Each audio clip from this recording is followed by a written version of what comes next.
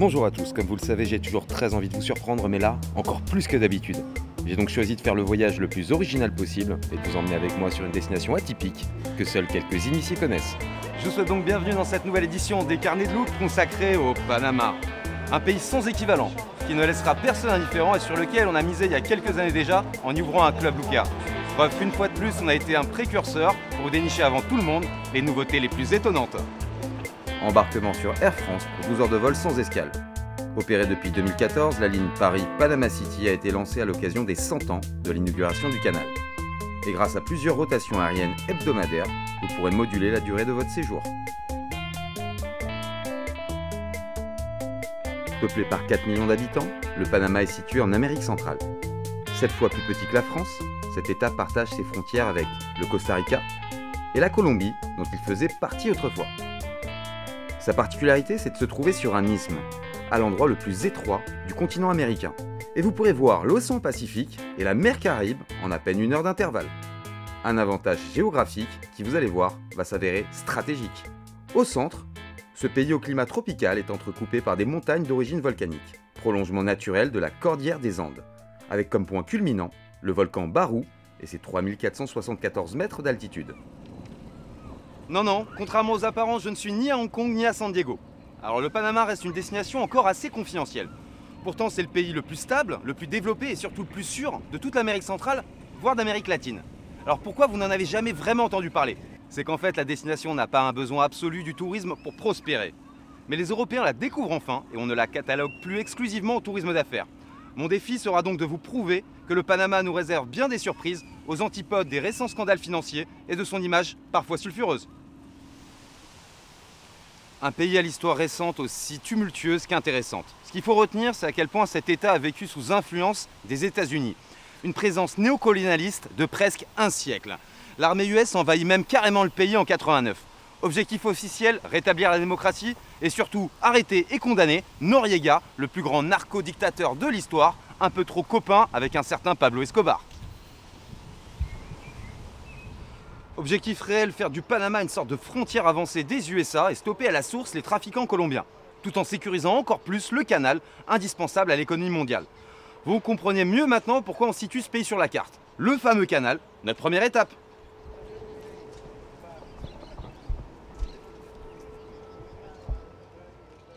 À 20 minutes à peine du centre-ville, direction les écluses de Miraflores et son musée pour en savoir plus sur la construction et le fonctionnement du canal. Un des plus grands chantiers de l'histoire de l'humanité. Ce projet pharaonique de relier l'Atlantique au Pacifique. Une idée folle qui vient de nous les Français et qui va révolutionner quelques années plus tard le commerce maritime et le destin de ce petit pays. Des travaux titanesques sont entamés ici en 1881. Mais cette initiative est un fiasco qui a failli ruiner la France. Et le chantier est abandonné en 1898. 6 ans plus tard, les États-Unis flairent le bon coup et rachètent les droits de propriété à la France d'un canal déjà à moitié fini. Ils reprennent alors les travaux et vont finalement l'inaugurer en 1914. Ils l'exploiteront jusqu'en 1999, l'année où le canal est enfin devenu 100% panaméen et tous les bénéfices qui vont avec. Un véritable enjeu géopolitique, puisqu'environ 15 000 navires qui transportent plus de 230 millions de tonnes de marchandises passent ici chaque année, soit 6% du commerce maritime mondial. Par contre, passer d'un océan à un autre, ça a un prix. Plusieurs dizaines de milliers de dollars. Vu le nombre de bateaux, faites le calcul. On estime à plus d'1 milliard par an les profits générés par l'exploitation du canal, ce qui en fait le pilier de l'économie nationale. Retour à Panama City. Aussi déboussolante que captivante, c'est la plus grande capitale d'Amérique centrale avec plus d'1 million d'habitants. La Ciudad, comme on l'appelle ici, c'est aussi de loin une des plus trépidantes, une des plus modernes, mais surtout une des plus sûres d'Amérique latine. Elle est construite à cheval entre le Pacifique, le canal et même la jungle, puisqu'un parc national traverse une partie de la ville. En tout cas, quoi qu'il arrive, une véritable aventure urbaine à l'ambiance unique au monde.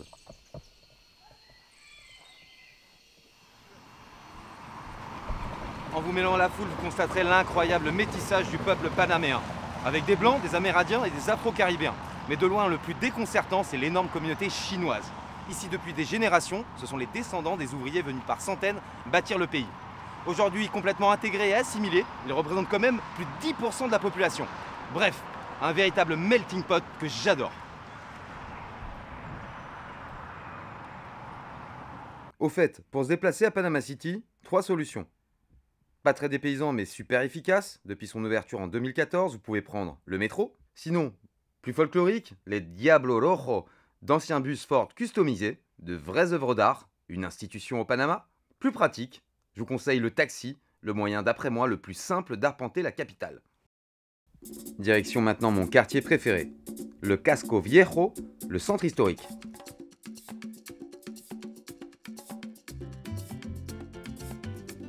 Découvert en 1502 par Christophe Colomb, cette ancienne colonie espagnole est vite devenue la tête de pont des conquistadors et le point de départ de Pizarro dans sa conquête de l'Empire Inca.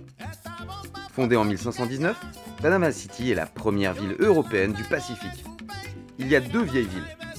Panama Vieja, en ruine, celle qui a été pillée et incendiée par des pirates anglais attirés par les tonnes d'or ramenées du Pérou.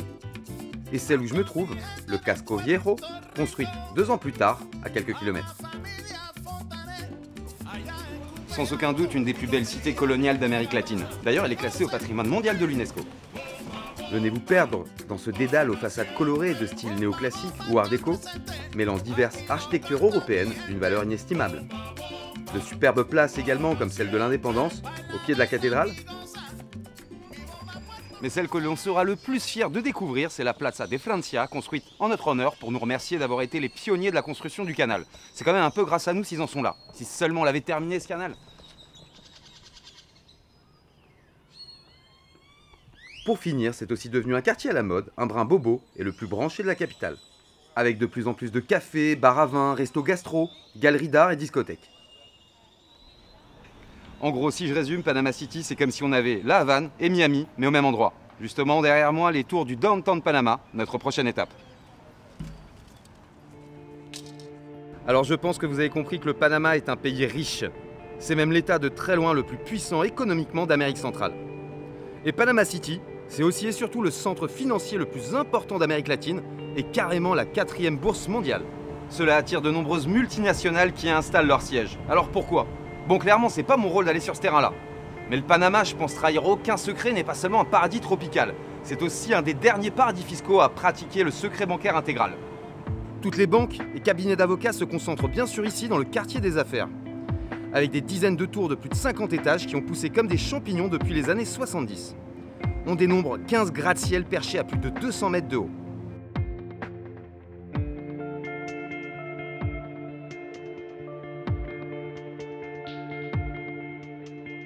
Bref, une sorte de Dubaï ou Singapour latino. Sinon, pour faire des emplettes, Panama City, c'est plutôt pas mal.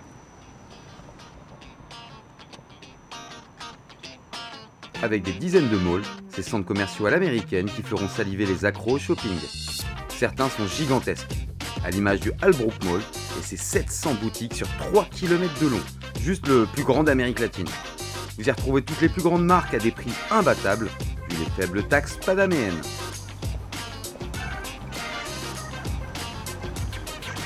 En plus, vous risquez de vous laisser tenter par de très bons rhums locaux et par des cigares qui n'ont rien à envier aux meilleurs Cohiba. En tout cas, ce qui est sûr, c'est que vous ne reviendrez pas les mains vides de votre séjour au Panama. Alors qu'est-ce qu'on fait maintenant? J'aurais pu aller directement au Lukea Pacific Panama, mais il commence à se faire tard. J'ai donc décidé de passer la nuit à Panama City. Et pas n'importe où, je vais dormir au cœur du quartier des affaires dans un hôtel luxueux. Vous séjournerez forcément dans ce type d'établissement dans le cadre de nos excellents combinés et circuits accompagnés. Ou en réservant notre incontournable pack découverte avant votre départ. Pour moi, une option indispensable. Elle vous permettra entre autres de voir le canal, la vieille ville et surtout de passer votre dernière nuit dans la capitale. Et le lendemain, ce qui est cool, c'est que c'est journée libre à seulement 20 minutes de l'aéroport.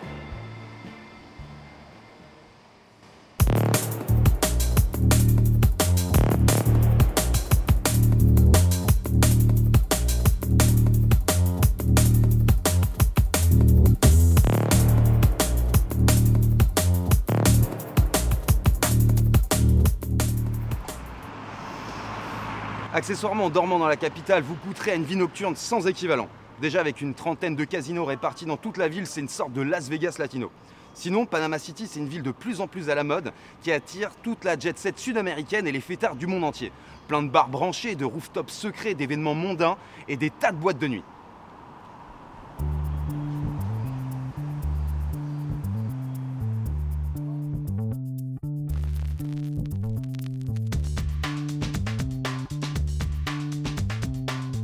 Maintenant que Panama City n'a plus de secret pour vous, ce matin en route vers le Club Luquea qui se trouve à moins d'1h30 de trajet. Après avoir longé le quartier des affaires et la vieille ville, on tombe sur l'entrée pacifique du canal avec tous ces bateaux en transit. Et pour l'enjamber, on va devoir emprunter un des ponts les plus connus, celui des Amériques. Il relie le nord au sud du continent, puisque c'est le canal qui marque symboliquement cette frontière géographique. Puis on n'a plus qu'à rejoindre une des routes les plus mythiques, la panaméricaine, reliant sur plusieurs milliers de kilomètres Ushuaia à l'Alaska.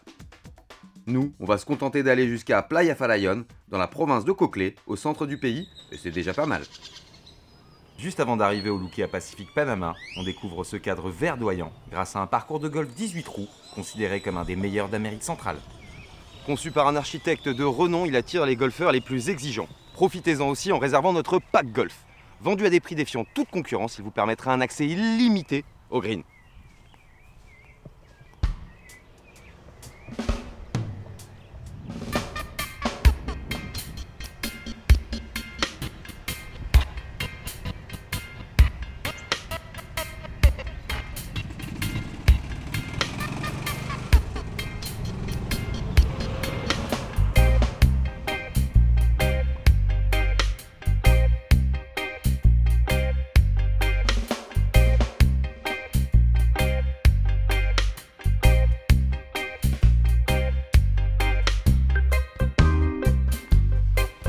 Dans ce petit pueblo de Farallón, ne cherchez plus les gratte-ciel, les centres commerciaux, les embouteillages, ni quoi que ce soit de ce genre. D'ailleurs, même pas de vraie route goudronnée ici.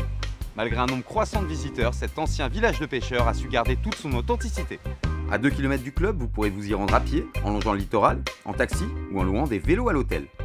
Une balade assez sympa en perspective dans ces ruelles ensablées bordées de maisons colorées, avec en prime quelques beach bars et bons restos typiques proposant poissons frais et autres langoustes à des prix défiant toute concurrence. Mais cet endroit doit surtout sa notoriété à ses kilomètres de magnifiques plages de sable blanc, considérées comme une des plus belles de la côte pacifique.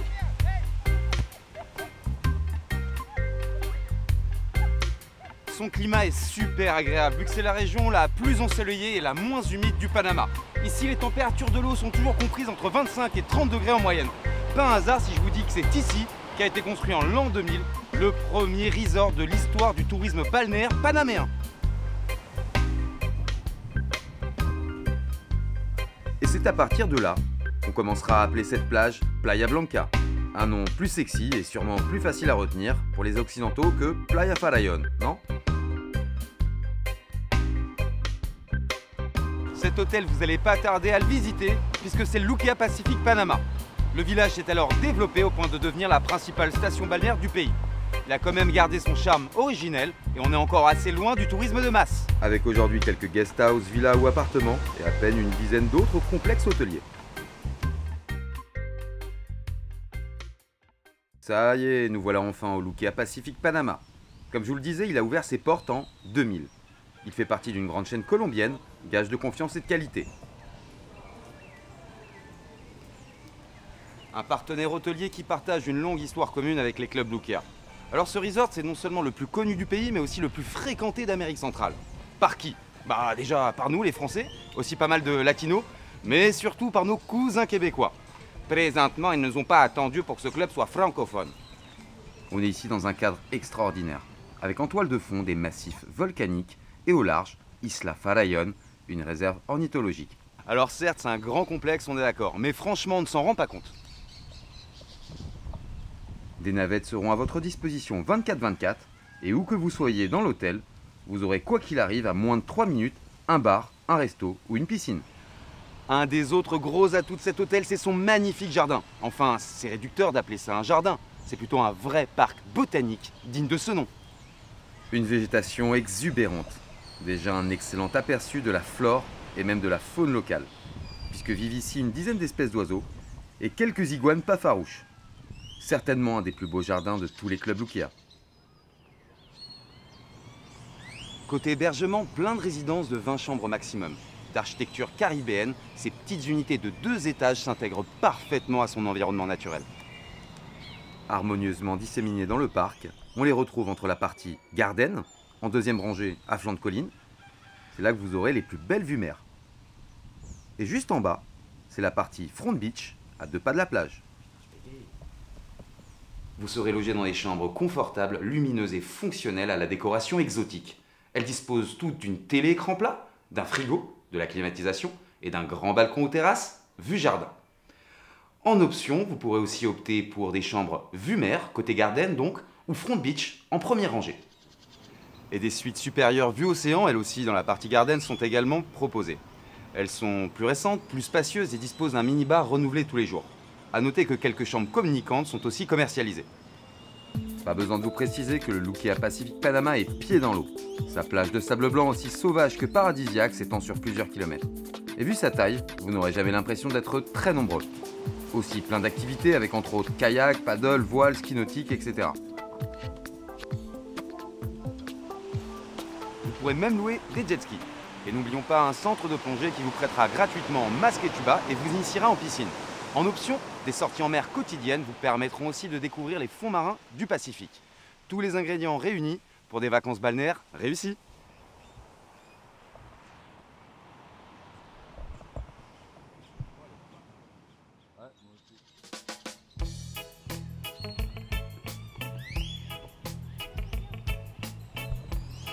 Alors en ce qui concerne les piscines, je sais pas trop par où commencer tellement il y en a. Pas une, pas deux, pas trois, pas quatre, pas cinq, mais 10 piscines à votre disposition. De toutes les formes, de toutes les tailles, vous aurez l'embarras du choix et elles ne seront jamais bondées. Une avec pool bar, une à débordement, une réservée aux adultes, d'autres avec jacuzzi, etc. etc.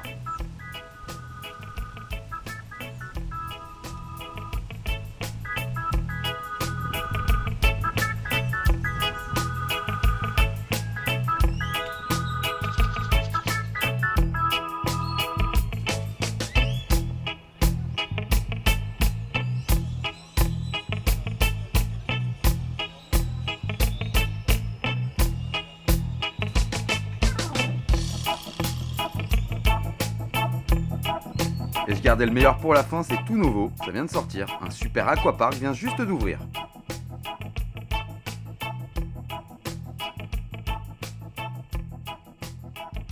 Juste à côté des toboggans, encore une énième piscine.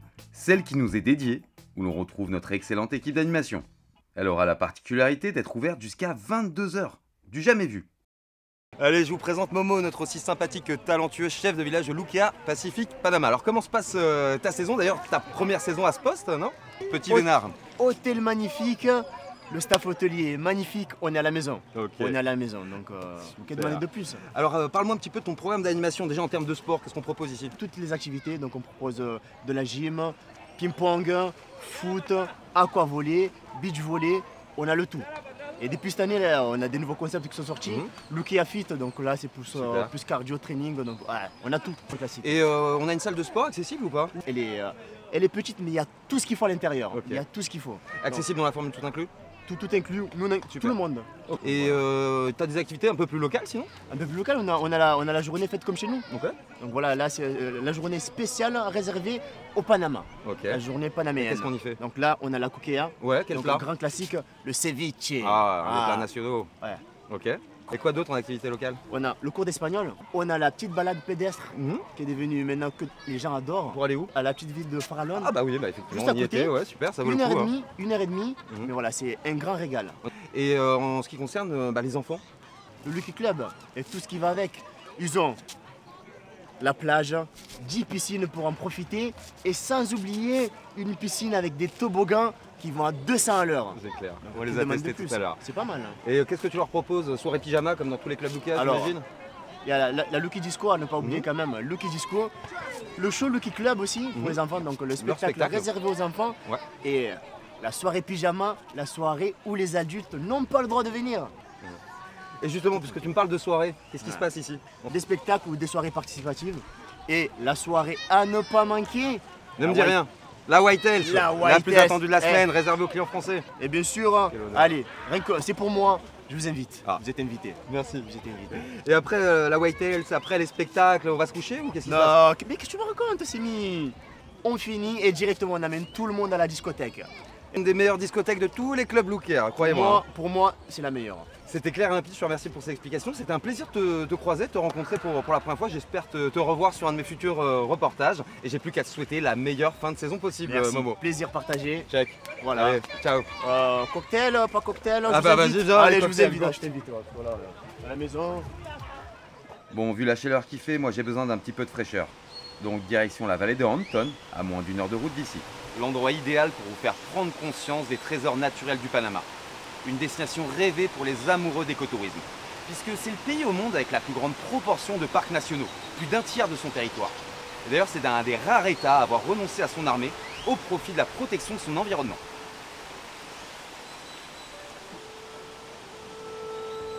Une terre de rencontre pour bien des espèces animales et végétales. Malgré sa taille réduite, le Panama regorge de plein de régions encore inexplorées. Des forêts vierges intactes, dominées par de nombreux volcans qui abritent une des faunes et une des flores les plus riches de la planète. On dénombre pas moins de 11 000 types de plantes, 900 variétés d'oiseaux dont des aigles et le mythique quetzal. Des centaines d'animaux avec entre autres des jaguars, des singes, des paresseux, des iguanes, des coatis et j'en passe et des meilleurs. Sans oublier ces fameuses grenouilles aussi colorées que toxiques pour la plupart. Attention, ne les touchez surtout pas, vous risquez d'avoir des alus. Avec le Costa Rica, cela représente quand même 5% de la biodiversité mondiale. Nous voilà dans cette fameuse vallée d'Hampton, perchée à plus de 600 mètres d'altitude et haute température moyenne toujours comprise autour des 24 degrés, d'où son surnom de vallée de l'éternel printemps. Un haut lieu du tourisme vert panaméen situé en plein cœur de la caldeira d'un volcan géant de 6 km de diamètre. En tout cas, ça n'a pas l'air d'inquiéter les 7000 habitants qui vivent ici plutôt paisiblement. Bon, en même temps, la dernière éruption date d'il y a 13 000 ans, donc ça va. Mais des spas aux sources d'eau chaude et aux bains de boue aux vertus curatives nous prouvent que ça bouillonne encore sous nos pieds. Ici, quelques échoppes typiques, mais surtout un marché aux innombrables produits exotiques issus de cette terre volcanique fertile. Une localité qui attire autant la bourgeoisie de Panama City à la recherche d'air pur que les routards en quête d'aventure. Vu que c'est le point de départ idéal pour les amateurs de randonnée, de VTT, d'équitation, de rafting et même de tyrolienne.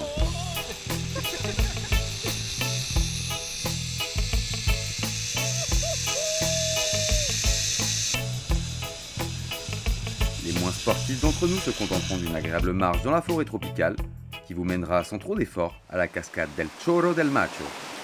Bref, je voulais vous prouver cet après-midi à travers ce tout petit aperçu que le Panama est une destination écotourisme à part entière, au même titre que son voisin costaricien, mais avec beaucoup moins de monde.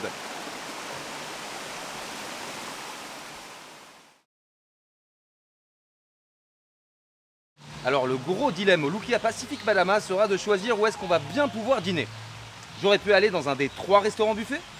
Avec des menus identiques, ils nous offrent une cuisine de qualité avec beaucoup de choix, une présentation soignée, du show cooking, le tout dans un cadre très agréable. Mais à l'heure du dîner, ça m'étonnerait que je vous croise là-bas puisque sur réservation, vous aurez accès à 8 restos à la carte. En train de spécialités mexicaines, un italien, un japonais, un steakhouse, un fruit de mer, un poisson et même plus rare, un péruvien. Moi ce soir, j'ai choisi le méditerranéen où en prime, vous aurez droit à un petit concert live très sympa. Allez, bon appétit!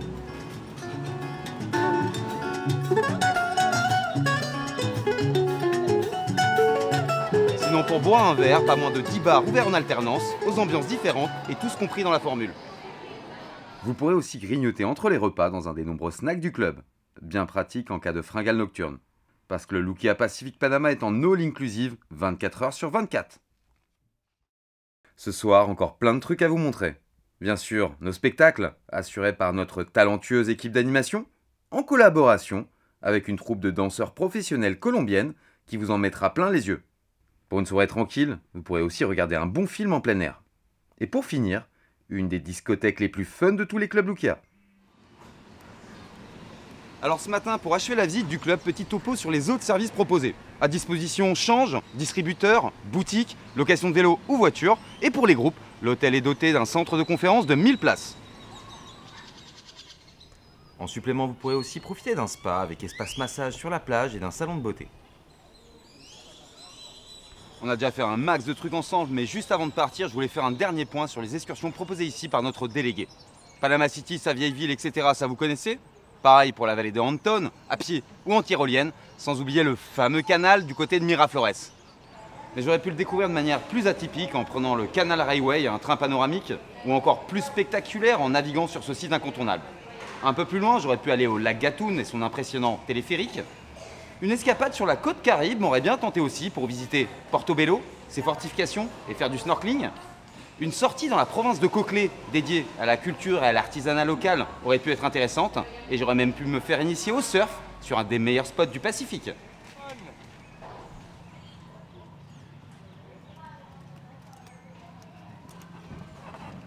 Et j'ai gardé le meilleur pour la fin. Il me reste un peu de temps libre avant mon vol de ce soir, donc je vous emmène avec moi faire mon excursion favorite, notre sortie écotourisme durable. Direction le Rio Chagres pour une rencontre aussi marquante qu'enrichissante avec mes amis Amberas du village de Pararapuru.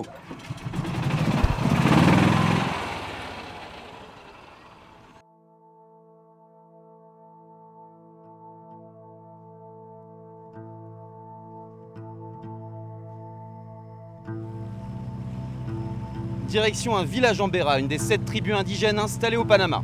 Très peu occidentalisés, ils ont su conserver leur tradition ancestrale en limitant le nombre de visiteurs par village.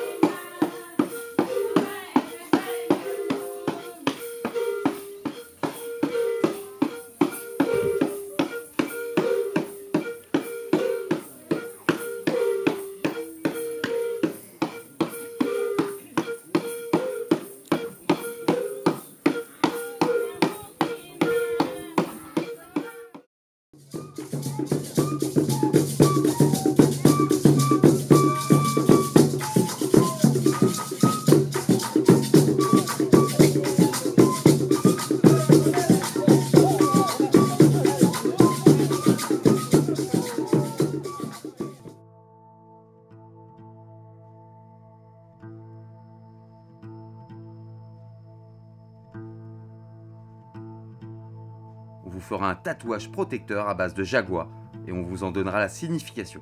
Je vous rassure, c'est temporaire, c'est une sorte de henné local, mais ça tient quand même une bonne dizaine de jours. Avant de quitter la communauté, et pour participer au développement du village, vous pourrez acheter leur artisanat traditionnel.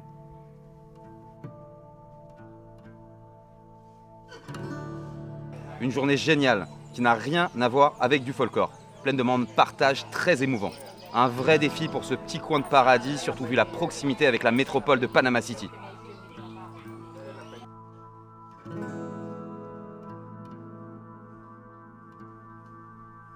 J'espère que vous avez apprécié cette escapade en ma compagnie et que maintenant vous voyez le Panama autrement. Vous connaissez à présent un secret très bien gardé. Il ne me reste plus qu'à vous dire Biaboua, merci Orma Berras pour votre attention et pour votre fidélité. Je tenais aussi à dire un grand merci à Momo et toute son équipe d'animation, Fernando, mon taxi à Panama City, ma guide Francesca à qui je souhaite un excellent anniversaire, mais surtout un grand merci à celle sans qui ce reportage n'aurait pas été possible, celle qui m'a tout organisé, celle qui a supporté mes caprices de star, spéciale dédicace à Aori Quintana de Decameron Explorer.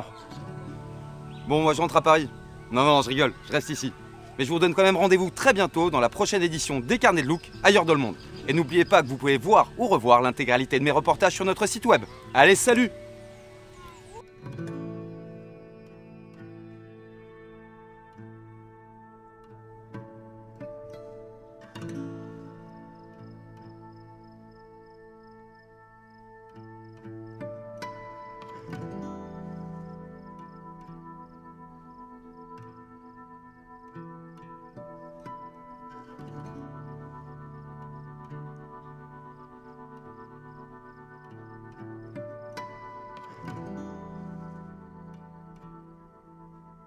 Hacer un vídeo para la empresa de viajes que lo ha enviado. Ellos vienen de Francia.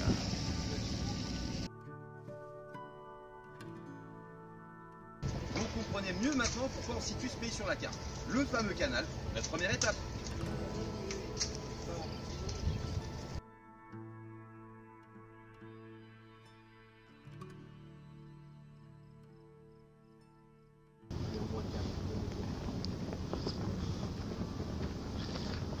Et à la fin de la phrase, je me retourne.